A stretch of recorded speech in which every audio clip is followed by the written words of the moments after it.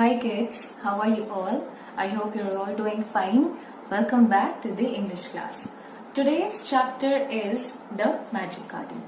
Now, as the title suggests, you can understand that we are going to discuss about a garden. Yes? Now, you all know already what a garden is. Many of you help your parents in the gardening as well, right? Okay, but this garden that we are going to discuss today is a bit different from the gardens we know about. Why? Because this is there. This particular thing. This is not a normal garden. This is a magic garden. Here, magical things happen. Alright? So, it's going to be very exciting. Let's see what's there. But before that, let me discuss about the theme of this particular unit. Last week, you saw that Sanjari ma'am had uploaded one video on the poem Good Morning. In that poem, you saw that the theme was all about nature. You read about natural things. Here, in this chapter as well, in this story, again you're going to learn about nature and its various elements. Alright? Now class, you see why both the chapters of your literature book, the first two chapters of your literature book are about nature. Why is it so? It's because now that you are growing, you have to understand your responsibility towards nature. The more you grow, the more your responsibility grows. Alright? So, you see, in the first poem, in Good Morning, there was this little girl who was of your age probably. She wants to go out and have fun in the nature. Yes? In this chapter also, you will see that there are many children who are again of your age, who are coming out of their school and are doing various things in the nature. We'll see, we'll discuss those things. Alright, so this is how you, earlier when you were in class 1, 2 or even when you were smaller than that, you knew about nature, you identified various parts of nature, fine. But now when you are growing up, you have to understand that just identification, the fact that you know what is this plant called, what is that flower called, is not enough. You have to do your bit.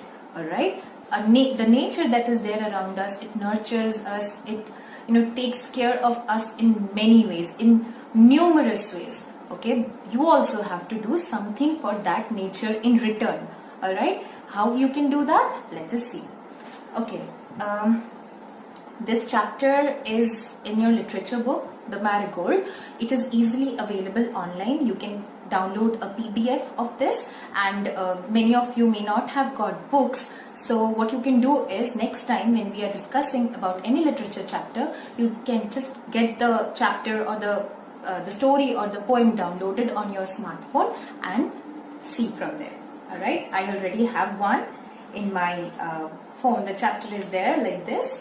Okay, so I'm going to read out from here. It will be very convenient if you follow when I'm reading from your smartphone. If you follow from your smartphone, it will be very easy for you. Okay, so the name of the chapter is The Magic Garden. Now let us see who has written this. It has been adapted from The Fairy Garden by Margaret H. Bolton. Now Margaret H. Bolton is the author of this story. She had already written one bigger story called The Fairy Garden. Okay, but this particular Magic Garden, this has been adapted. It is a small piece from the bigger story which has been extracted and it has been included in your book. Alright, so The Fairy Garden is a bigger story, but The Magic Garden is a small part of that which has been included in your book so that you can study. Alright, and it has been written by Margaret H. Bolton. Is that clear? Now class, students, what you can do is, at home, maintain a separate copy for all the English work. Last in Good Morning, who was the poetess? Fanny R. Buchanan was the poetess. Here, Margaret H. Bolton is the authoress of this story. So what you have to do is, keep writing these names because the spellings are quite complicated for you. So if you keep writing them, you will have a better practice and you will not make much mistakes. Alright? Let us start now. The Magic Garden was in a school playground. It was very pretty. Now any garden that we get to see is pretty. If you maintain it properly, if you water the plants properly, the plants will grow, the flowers will bloom, and after that, consequently, the garden will look beautiful. So the garden that we are talking about is in a school playground, alright, which looks very pretty. Sunflowers and roses stood high against the wall. There were also marigolds, poppies and pansies. Now, you are very well familiar with sunflowers, roses and marigolds. Yes, many of you have marigolds at your home, roses at your home. Poppies and pansies are also there, but many people get confused between what exactly poppies are and what pansies are. Let us see a picture of them so that you can keep those things in mind. See, one important thing. This picture has been taken from the book. Alright, the same picture you will find in your book as well.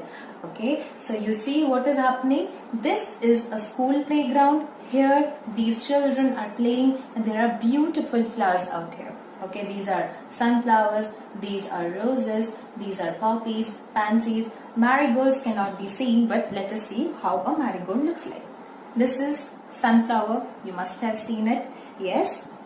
This is a rose. Again, everyone is very well familiar with this flower. This is the marigold. This you get to see especially in winters. Yes. This is how a poppy looks like. Okay. This is the poppy flower. And next is the pansy flower. Okay. So don't get confused between these two. This is pansy and once again I'm showing the poppy. This is poppy. This is pansy. Alright. So these many flowers are there in the school playground. The sunshine fell on this garden more than on any other, and the flowers danced and sang happily. Now you see, the sun shines on us. It shines equally on us wherever you go. The sunshine that we get in India, the same amount of sunshine our neighboring countries also get. Yes. Now if you come down to a school, okay, now when the sun is shining, this sun is shining equally on every part of the school, but in this magic garden, a different thing happened. The sun used to shine equally on all the other parts of the school, but it used to shine more in this particular magic garden. Why? Why is it shining more here? Because definitely it is special, that is why. And the flowers danced and sang happily. Now, the first magical thing comes here.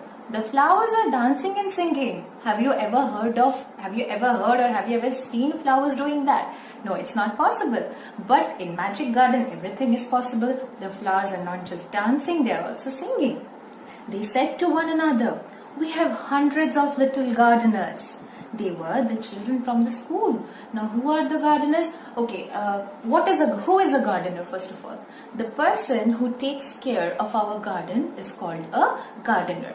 Many of you have gardeners at your home if you have a very big garden, so that somebody can take care of it. You people, many of you have hired a gardener, okay, and in many households, the parents do the gardening, okay, so there is no other such gardener. But here, the little children have been called the gardeners, and the flowers are talking among themselves and they are saying that we have hundreds of little gardeners, yes? So, you see, if there is a big garden, how many gardeners will be there? Maximum 2 or 3. But here, in this particular garden, there are hundreds of gardeners. Why hundreds? Because these are not the actual gardeners, these are the children, little children, who have been called the gardeners. One sunny morning, the flowers were talking to the birds. Now, birds have a sign language. They communicate among themselves, but birds and flowers are talking to each other. Strange, but everything is possible in the magic garden, right? What are they saying? "I love all the children, but I love the dear little ones most of all," said a poppy. Now, see, in a school, there are students of all ages. Yes, there are students reading in Babyland. There are students reading like you, they are reading in class 3. There are some who are reading in 7, 8. There are some who are reading in 11 and 12. Now, what are these things saying? The poppy is saying that I love all the children equally. But my favorite ones are the little ones. The ones who are like you people. Okay? So, the little children who are like you people are the favorites of the flowers. I like them to bring their watering cans and water my thirsty roots. Now, why do these flowers love the little children?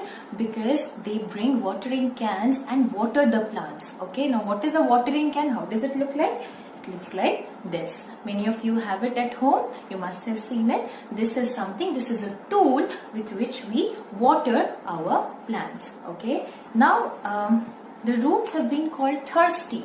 When you are thirsty, when you want to drink water, when you have the urge of drinking water, you say that, ma'am, I'm thirsty, can I drink water?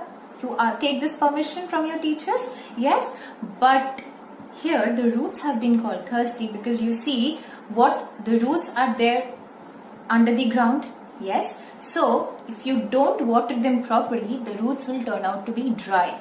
Okay, that is why they have been called thirsty. Now, roots are not as thirsty as human beings are. The thing does not apply to roots, but you have to understand. The way we feel when we are thirsty, when we don't get water, the roots feel the same way when the water is not given. Alright, so the little children, they bring watering cans and water the roots of the plants. Yes, said the marigolds. The boys are good to us too. They dig the ground so well. Alright, now the little boys, they're now talking about, the marigold is talking about the little boys. The boys are very good to them. Why? Because they dig the ground very well. Now what is digging? Digging is something when you are using a shovel or a thing like that to make a hole in the ground. Okay, so when you are dealing with the soil in that way, what happens? The soil becomes a bit loose, the air can easily pass through it and the plant can grow in a better way. Alright, so the little boys who come to the ground, they dig the soil. Alright, next I'll show you one picture. I think it's here. Yes, now see this picture. This picture is again from your book Marigold. Alright, see what they are doing. What is everyone doing? These little girls, they are watering the plants using the watering cans. The little boys here, they are digging the soil. Alright, they are digging the soil. So, and this particular boy is feeding the bird. Let us read more about this. We love the little children, said a tiny bird. They are kind and they bring bread for us. Okay, now everyone loves the little children. Okay, the flowers are saying, now the birds are also saying. Now the bird has a different reason for loving the little children. And what is that reason? It is saying that the children bring bread for the birds. Now students, you must have seen your grandparents. When you wake up early in the morning, many of your grandparents, they are using either chapati or grains or even sometimes bread, and they are just spreading those things in the ground so that the birds can come and feed on those. Yes or not? You must have seen this. The same thing the little children are also doing. They bring bread from their homes or from wherever, and they feed these little birds with the breadcrumbs. All the flowers said, we must work hard to make our dresses very pretty, for the children will be here soon. Alright, now the flowers are saying that anytime the children might come from the school building, so what do we have to do? We have to get ready. We have to be in our best of clothes. Now, do you think flowers wear clothes like human beings do? No, it's just a way of saying.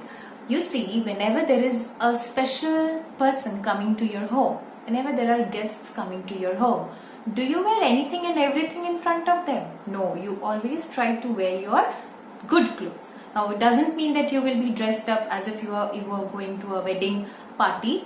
No, not like that. But at least you will try to wear whatever you wear at home. At least that should be nice and proper. You try to get dressed up when someone special is coming to your home, some guest is coming to your home. Alright, the same way the flowers are also talking about getting dressed so that when the children come out of the school building and see the flowers, they feel happy. Alright, now students, let us do it till here only. Alright, this is the first part of the story. The second part we will do in the next class. In the next video, I'll upload another video where we will discuss about the second part. I hope you all understood. Thank you.